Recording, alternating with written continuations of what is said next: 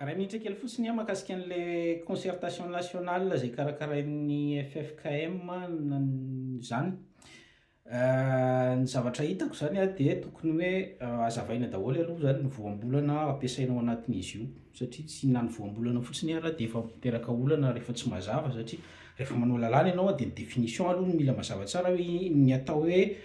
concertation nationale de zao le izy, zao ny démarche ataontsika ao anatin'io a de zao ny vokatra ho iandrasana. Any hoe mila atao mazava tsara mihitsy zany aloha le tsipidalao alohan'ny tonga de andraisan'ny olona fitenenana fa sy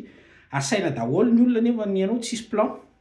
Fa tokony tonga de apetraka aloha le plan hoe ny atao hoe fanavaozana ny repoblika de avaozana ve le izy sa ahorona aloha, zany hoe azavaina daholo zany ny voambolana rehetrarehetra, tetezamita ve tsika sa tsy tetezamita, fanonganana ve le izy sa tsy fanonganana, zany hoe ataonao karazana hazavaina apetraka tsara mihitsy zany le définition iraisana zay ho ampiasainao anatin'le rafitra sy hitondranao an'le izy ka io tahaka ny any amin'ny fitsarana io rehefa mazava ny définition de rehefa tsy ao anaty définition le izy de tsy izy zay. Ka tsara angambany aminahy raha hazavaina tsara aloha le définition famaritana ny voambolana rehetrarehetra tokony ho ampiasaina ao anatin'io, rafitra ve no amboarina sa lalam-panorenana ve no hatsaraina sa